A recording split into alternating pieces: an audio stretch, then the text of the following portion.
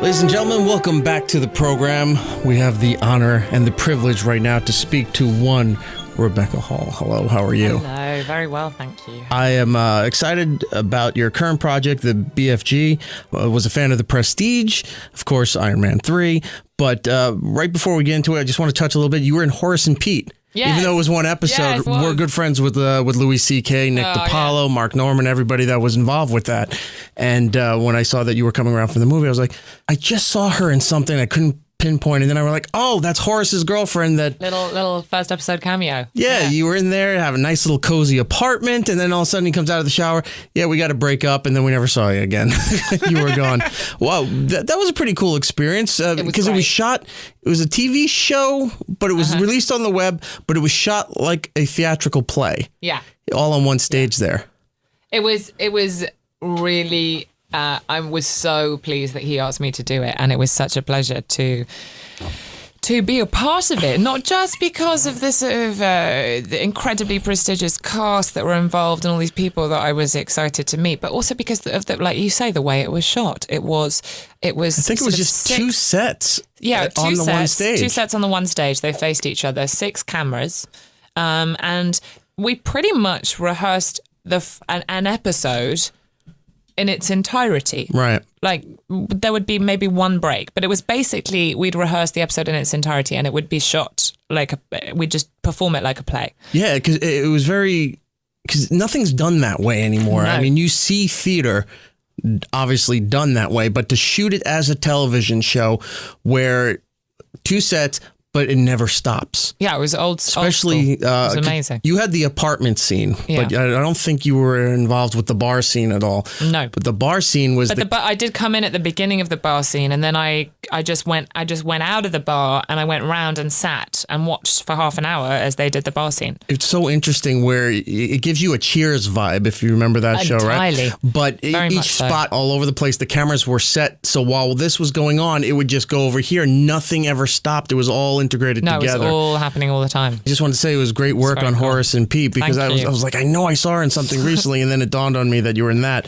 But that's not why you're here. You're here to talk about the brand new Disney movie, The BFG. I am indeed. The Big Friendly Giant, which is a children's book, which I have to be honest, I wasn't familiar with. You weren't? No, not that one, because I know the author also wrote Charlie and the Chocolate Factory. Yeah, and that one Matilda. I was. Right. Oh, He wrote Matilda, and he wrote The Witches. That one I didn't know either. Oh, that one's a really good one. I was about... I highly recommend that one.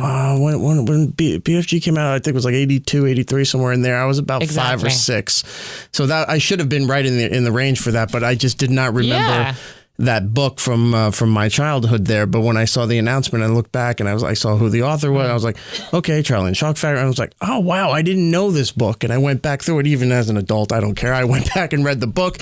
Everything about this movie has been amazing. The one with Steven Spielberg directing as a Disney partnership. Because he's, for the longest time, been doing Amblin on his own. And then he was part of DreamWorks and everything. Now to actually do a Disney partnership was amazing. That was a huge get. Yeah. Everything he does is involving, he likes to do a lot of children's stuff when he's not doing the bigger blockbuster things. He brought back Tiny Toons, revitalized Looney Tunes, Animaniacs, video games, all those things. So when he's on board for a live and CGI kind of project, it's like, all right, well, I don't know. Oh, Steven Spielberg's attached to it. It's going to be a no-brainer. What was that like working with him? I think all the things that you just touched on, actually. I think the fact that Roald Dahl was a huge part of my childhood. Steven Spielberg was also a huge part of my childhood. Yeah. So the two of them together is sort of... He terrified me as a kid with E.T. Yeah. I mean, and who didn't watch Jaws when they were far too young? And, right. Because it was on, by that time in the 80s into the 90s, it was on TV all the time. And all the time. Your parents weren't watching what you were watching. They're like, they're quiet. Let them sit in the living room for a little while. I remember Close Encounters, and I watched all of those films and E.T. a bunch of times. And, so it's so working with him was really exciting. And it's not just, I don't know, I think if I was going to dream about working with Steven Spielberg, I think it would be in the context of a movie for children, funnily enough. Right. Because for me, those are the ones that I really remember vibrantly from my childhood.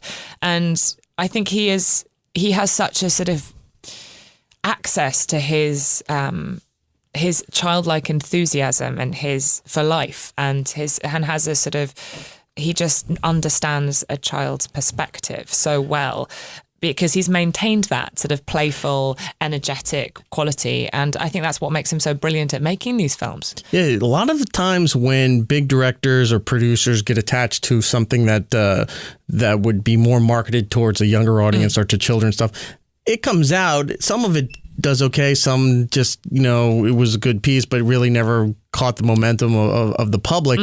But when they know that they really have something good, or if he knows it's something good, he throws an executive producer credit on there and he goes, no, I want to make sure this is done the right way.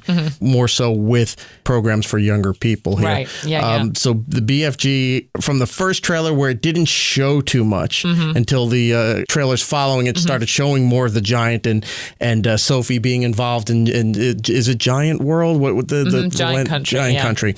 They've really gotten the technology down of mixing the CGI with human interaction like that. It's unbelievable. I can't get my head around it. And it doesn't come off cartoony.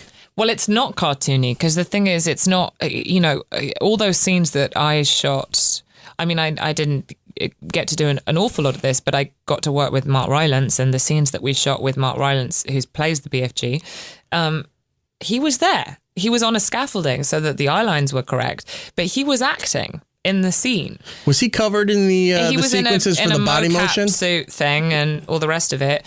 But what he did during the scene was covered in a traditional sense of making a movie. And then, so when I watched the film, I was like, oh, I've seen this already. I know it's rendered and animated and all the rest of it, but I've seen this performance. I've seen these choices and I've seen these minutiae of all these expressions.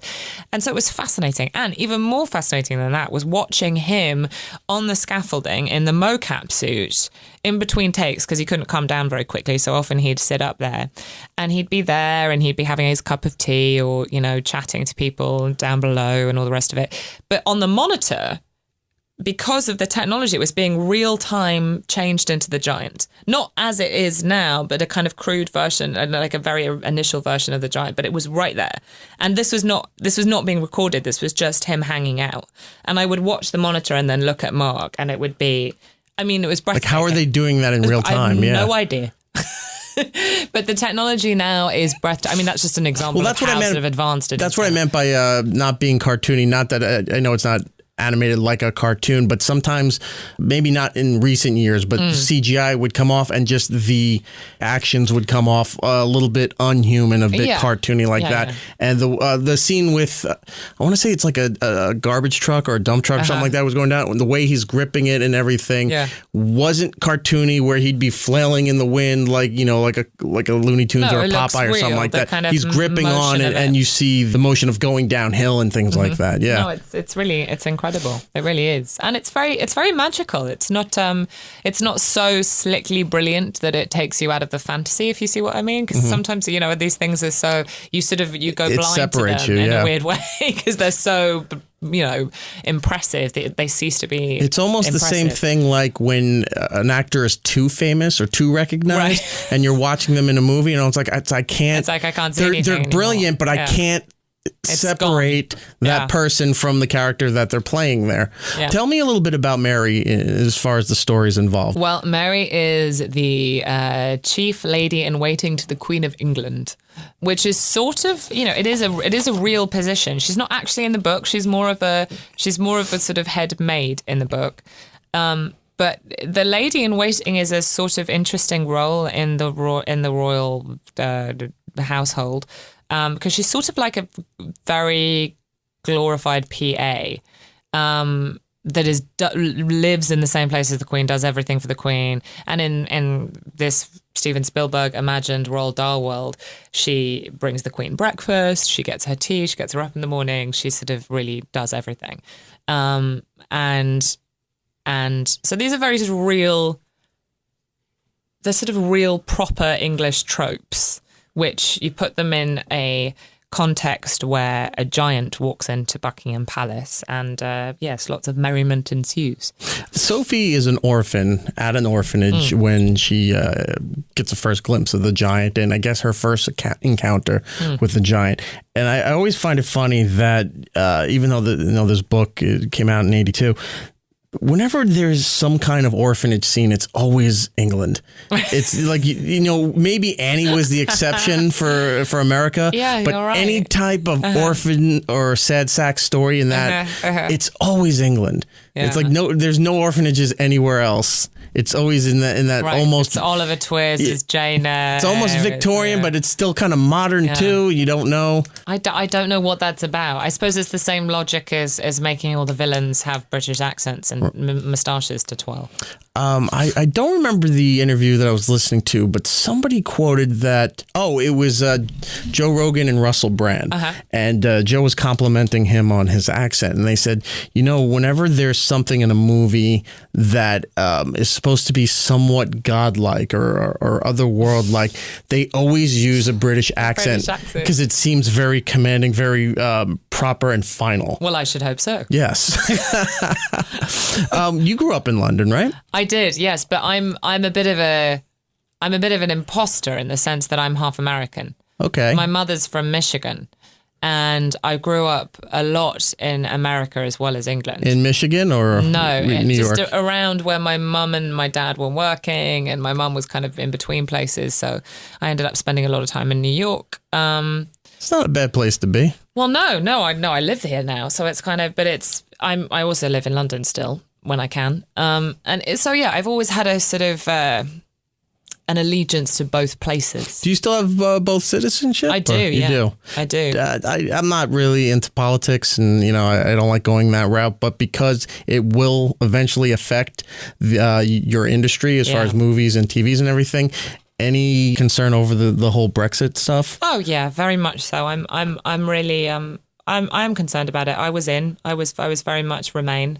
And it's, it's a funny time. It's a really funny time for England and for the world, frankly, in terms of what it means. I have faith that we'll work it out, but I have problems with the decision. Have your agents or anything said, hey, look, this is how it could unfold as far as working in the future?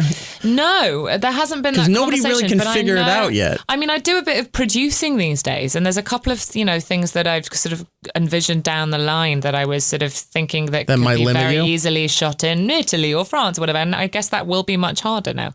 That will be harder. Totally different worlds as far as, I don't know if you've done any Broadway acting, but I have, yeah. Okay, so between the London circuit down, is it Piccadilly, right down in there? West End, West End, right there, and how they do it in New York, and then the traveling tours that they do there.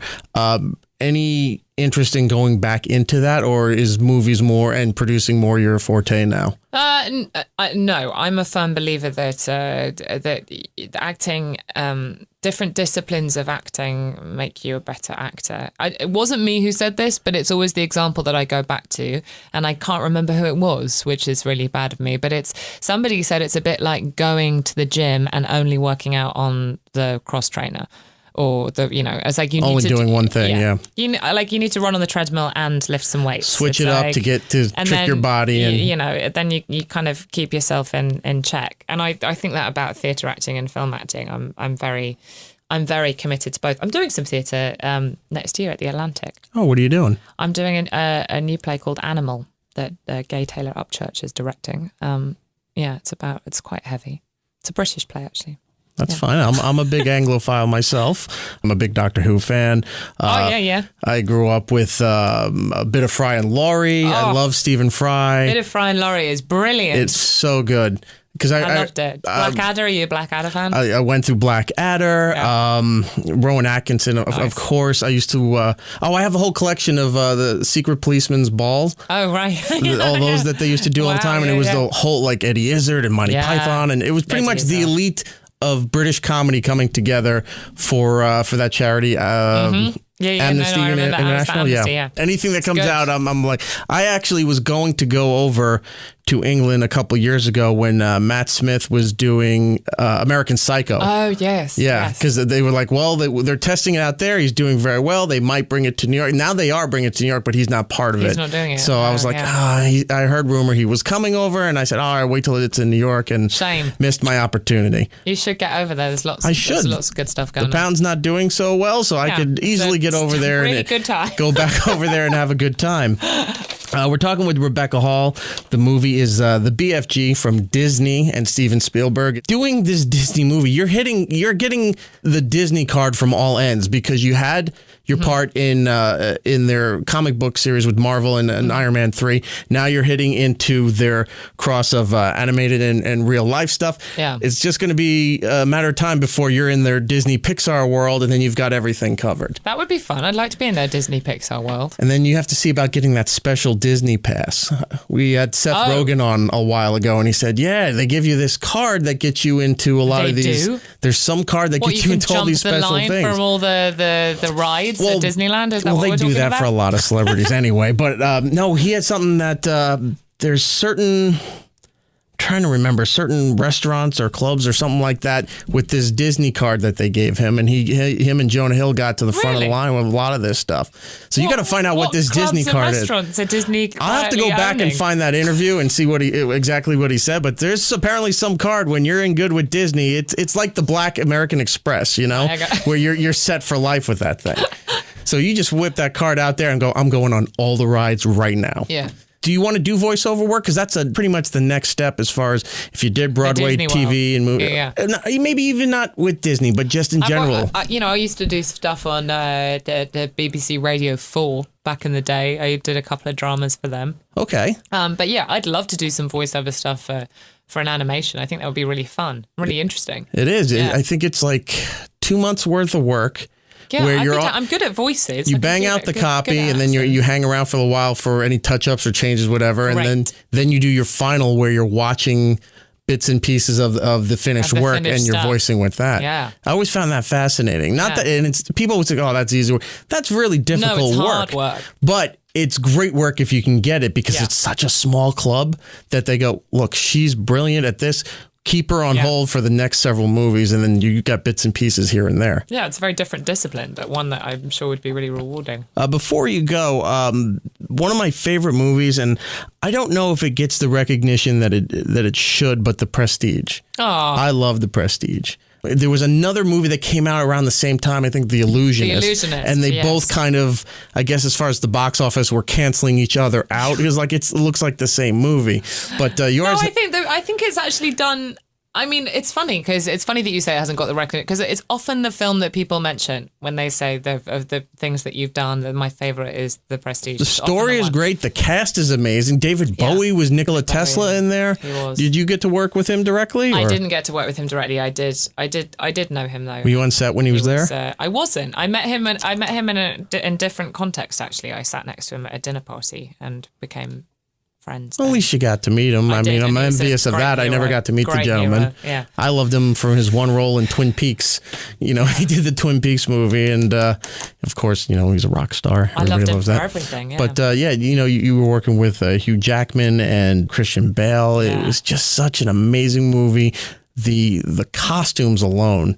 You don't really hear many people talk about the costumes. You hear more about the settings and the story and all that. No, but the costumes for everything that they did was just amazingly well done. Yeah, it was pretty much my first film as well. It was my first film in Hollywood for sure, and I just wrapped a film called Starter for 10, which was literally my first film 2 days before I started The Prestige. So I think of it as very much the first thing I ever did. Well, you've had some other good works too. The Awakening that you did, and you had a piece in Frost Nixon as well. Yeah. There's a lot of stuff to check Rebecca out for, but most importantly, Disney's The BFG. Check it out. You're not on social media. I funnily enough that you asked that, I just joined Instagram. Well, I've been sort of having a quiet account for my friends and family for a while, but I just went the smart public. thing to do. I just went public 5 days ago. Don't tell me otherwise. Okay. Just because I had this moment of like, well, I've got to have one thing. I mean, but I think everyone's quite disappointed because mostly I've just posted pictures of glass orbs. In fact, I'm telling you, you're doing the right thing. I wouldn't have Facebook if it wasn't for the fact that my mom and my aunt and everybody else in my family was the only way they talk to each other anymore, right. And they show photos of their kids. Otherwise, I wouldn't be on it because I don't care about people's, political views or some, BuzzFeed video that they're throwing up there thinking it's hysterical and tagging everybody on it. But you're doing the right thing. You don't need the social media, especially the nonsense from people who are just going to hate anybody for the reason of hating. Yeah, it's whatever. It's I on the other hand, I've got to a point in my life where I realize that I do a lot of independent films, and sometimes I want to help them, and if that means that I've got to have that's the way you should do it, then I've got to do it. Don't read the replies. Oh no, just push it out there and then live your life. Rebecca, thank you so much for coming on. I really do appreciate it. Again, Disney's The BFG. Steven Spielberg directing. You definitely have to go out and see it. Definitely a movie to take your kids to. In the midst of all the big blockbusters being PG-13 and R right now, perfect thing for the family there. Thank you so much, and we'll see you next time you're around. See you next time.